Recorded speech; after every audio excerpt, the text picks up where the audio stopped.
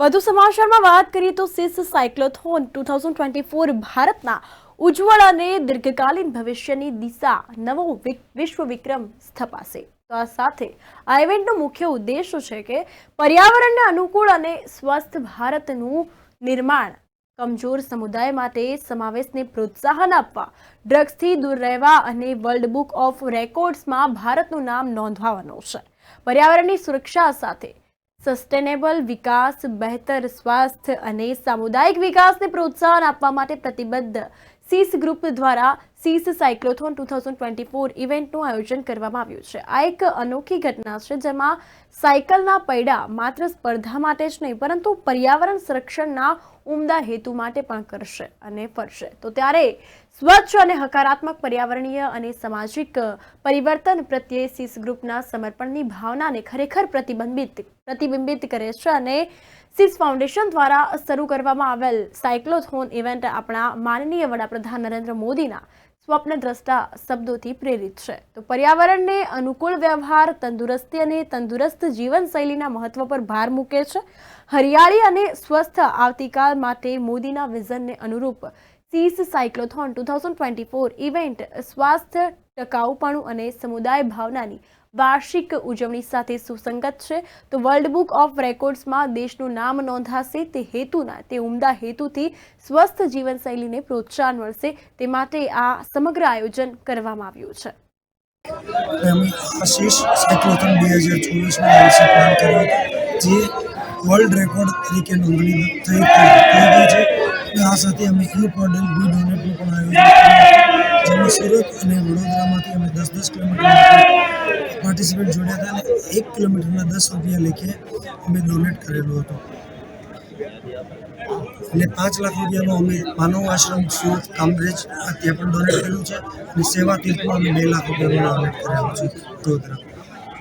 આ સાયક્લોથોનને લઈને world record થયો છે એ જણાવજો।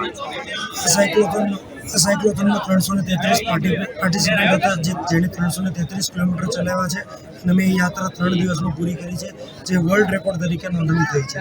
સીસ ફાઉન્ડેશનનો કો-ફાઉન્ડર છું અને અમારું એક વિઝન હતું કે કલ્ચર ડેવલપ કરવું, જ્યાં સસ્ટેનેબિલિટી અને હેલ્ધીયર એન્વાયરમેન્ટ મળે।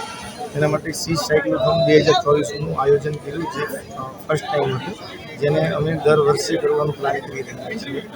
તો આનાથી સોસાયટીની અંદર મેક્સિમમ લોકો સાયકલ ચલાવે, ફિટ રહે અને એન્વાયરમેન્ટ પણ સારું રહે, એ મેસેજ પાસ કરવાનો ઉદ્દેશ અમારો હતો।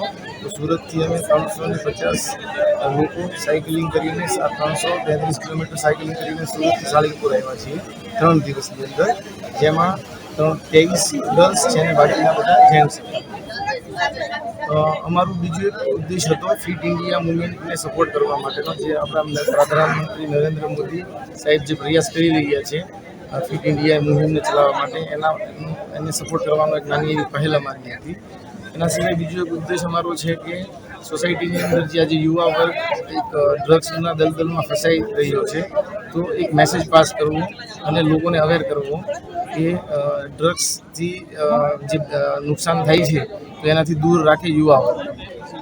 મારું નામ સુનિલ શાહ છે અને સીસ ફાઉન્ડેશન સાથે અમે જોડાયેલા સતીશ માણિયા, રમેશ કાકડિયા અને હું સુનિલ શાહ, અમે લોકો સીસ ફાઉન્ડેશન સાથે જોડાયેલા છીએ।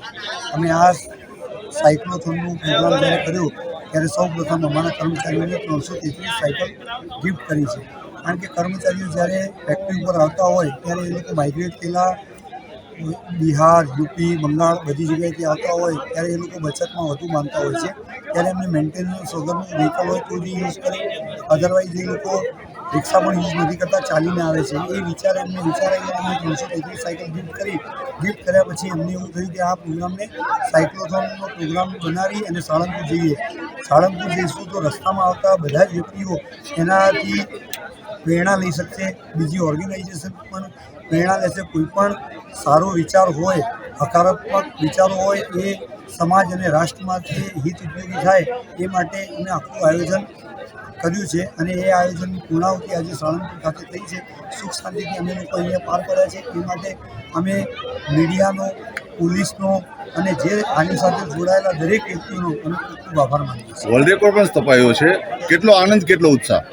ખૂબ જ આનંદ અને ખૂબ જ ઉત્સાહની સાથે થોડો ડર પણ હતો, કારણ કે આટલું 333 સાયકલ લઈને ત્યાંથી આવું હાઈવે ઉપર આટલી બધી ટ્રક હોય, આટલા બધા વાહનો હોય, કોઈ ઓવરટેક કરતું હોય, ઘણી વખત આપણાથી ધ્યાન ન રહે, ઘણી વખત કોઈ બીજા વ્યક્તિથી ધ્યાન ન રહે, ત્યારે ત્યાંથી પસાર થવું અને આટલી મુશ્કેલીમાંથી પસાર થઈને સુખ શાંતિથી પાર પાડવું, એના માટે ખરેખર બધાના આશીર્વાદ અમારી સાથે રહ્યા છે અને એટલે જ અમે આ શાંતિથી આ યાત્રા સુખપૂર્ણ રીતે પૂર્ણ કરી છે.